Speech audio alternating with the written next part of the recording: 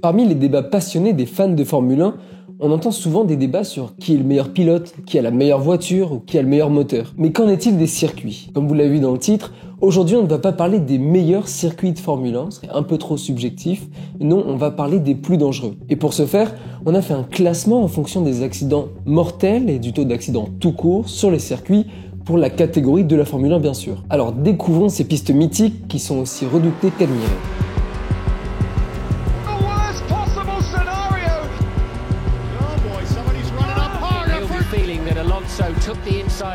Pour commencer, on va démarrer par le moins dangereux de la sélection. Pour ce premier circuit, direction les Pays-Bas au bord de la mer du Nord.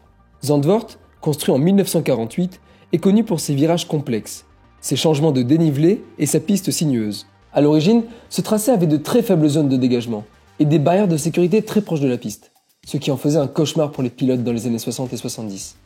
Et justement, en 1970, Pierce Courage, talentueux pilote britannique, participe au Grand Prix du Pays-Bas lorsqu'une rupture de suspension lui fait perdre le contrôle du véhicule.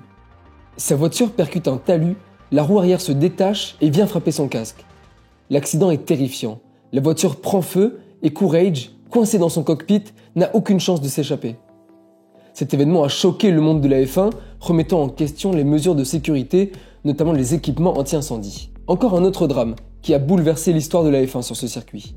En 1973, lors de son deuxième Grand Prix, le jeune Roger Williamson perd le contrôle et sa voiture s'immobilise, retournée et en flammes. Un autre pilote, David Purley, arrête sa course pour essayer de le sauver. Purley tente désespérément de renverser la voiture à main nue, mais l'absence d'extincteur et la lenteur des secours rendent les efforts vains.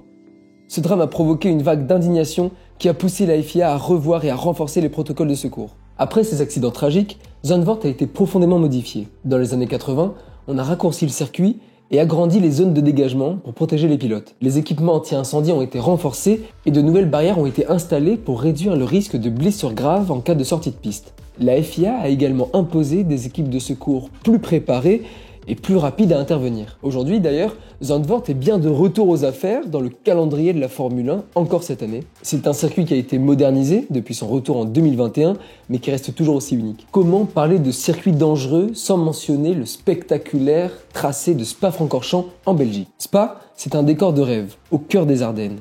Mais c'est aussi un monstre imprévisible. Un circuit réputé pour ses longues lignes droites, ses changements de dénivelé spectaculaires et surtout pour ses fameuses courbes de l'eau rouge et du raidillon.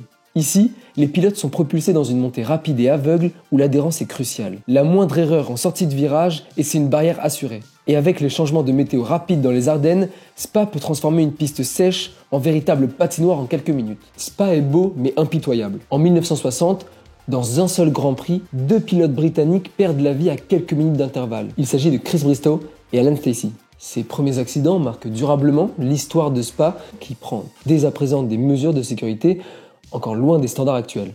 Parce qu'à Spa, le danger ne disparaît jamais véritablement. Cette fois, c'est pas en Formule 1, mais c'est en Formule 2 que ça va se passer. C'est en 2019, la mort tragique d'Antoine Hubert. Encore une fois, bien sûr, cet accident a remis en question toute la sécurité du circuit, et notamment de quelques secteurs emblématiques, comme le raidillon, là où s'est passé le crash. C'est pour ça que récemment, le circuit a investi dans des zones de dégagement et des barrières renforcées. Et pour ce troisième circuit, on est encore sur l'un des tracés les plus célèbres au monde. Cette fois-ci, on est aux États-Unis, à Indianapolis. Cette course mythique où les pilotes flirtent avec les 350 km/h sur un ovale de moins de 4 km avec des virages inclinés de 9 degrés. Ce tracé, c'est le royaume de la vitesse pure, mais aussi un danger constant. Il y a eu 8 accidents mortels en 19 Grands Prix de Formule 1, principalement dans le cadre des 500 miles d'Indianapolis, intégrés au championnat du monde de Formule 1 entre les années 1950 et 1960. Et quand la Formule 1 revient ici dans les années 2000, il ne fait pas comme les autres. Le circuit crée une version spéciale, avec évidemment une partie de l'ovale et des virages plus sinueux. Ça semblait parfait sur le papier, mais en réalité c'est complètement différent. En fait, entre les pneus et les voitures de F1 habituées à concourir sur des circuits routiers, les F1 ont bien du mal à tenir le rythme. Ajoutez à ça les vagues de chaleur l'été et les débris qui traînent sur la piste, et vous avez un cocktail explosif pour les pneus. On se souvient tous, évidemment, de Ralf Schumacher en 2004, qui est rentré dans un mur après avoir justement explosé un pneu à cause de la température du sol. Cet accident, arrivé à plus de 300 km/h, lui a valu des mois d'arrêt avant de pouvoir revenir. Et en 2005, c'est encore bien pire. Arrive pour ce Grand Prix l'un des plus grands scandales liés aux pneumatiques de toute l'histoire de la F1. Et d'ailleurs, je vous invite à aller voir l'interview qu'on a faite de Pierre Dupasquier, qui était le directeur sportif de Michelin à l'époque. Mais bon, Pour vous résumer, en 2005, pour ce Grand Prix d'Indianapolis, seules 6 voitures vont prendre le départ de la course. C'est dû à un boycott monté par plusieurs écuries à cause de la défaillance des pneus. C'est un vrai coup dur pour le circuit. Le 4e circuit de ce classement est surnommé le Temple de la vitesse. Vous avez bien deviné, il s'agit de Monza, en Italie, l'un des plus vieux et des plus ancestrales circuits de la F1, mais aussi l'un des plus dangereux.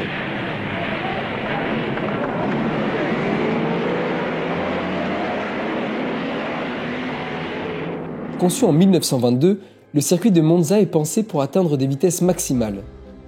Composé de longues lignes droites et de virages très techniques, c'est un véritable cauchemar pour les freins et un défi constant pour les pilotes.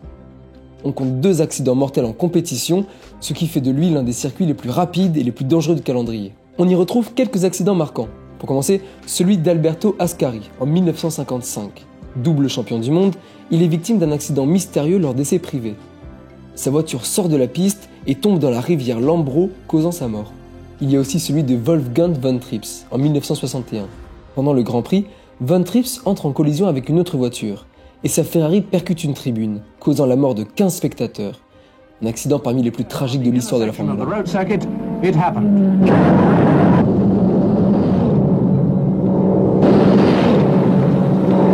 Von Trips' Ferrari, after touching Clark's Lotus, had crashed through a fence and rebounded.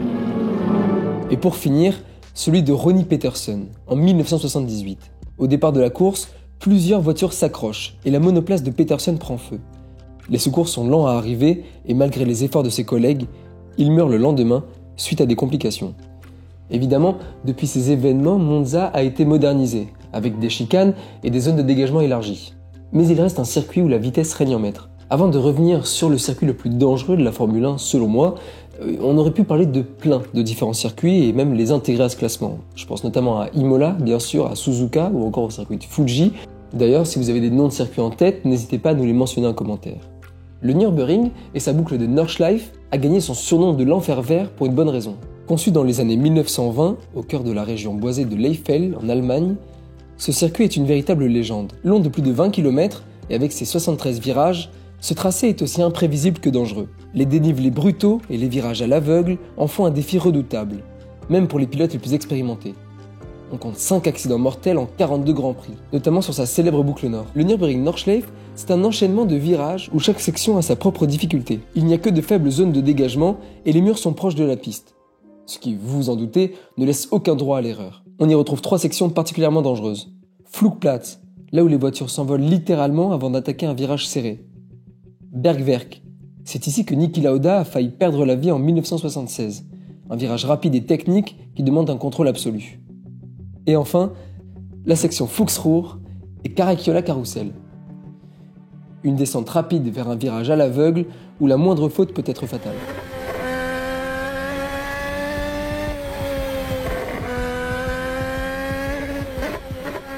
Le Nürburgring est surtout célèbre pour le tragique accident de Niki Lauda en 1976. Champion du monde en titre, il est victime d'un des accidents les plus terribles de l'histoire de la F1. Sa voiture s'enflamme après un crash à Bergwerk et il reste bloqué dans les flammes. Sauvé in extremis par d'autres pilotes, Lauda subit de graves blessures, mais reviendra à la compétition seulement 6 semaines plus tard.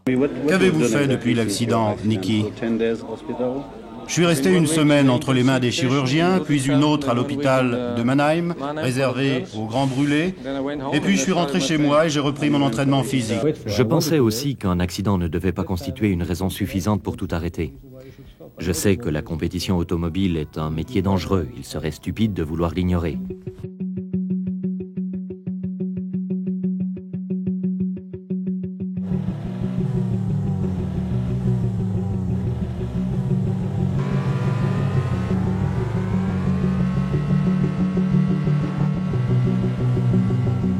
Après cet incident, le Nürburgring a été qualifié comme trop dangereux pour accueillir la compétition de la Formule 1.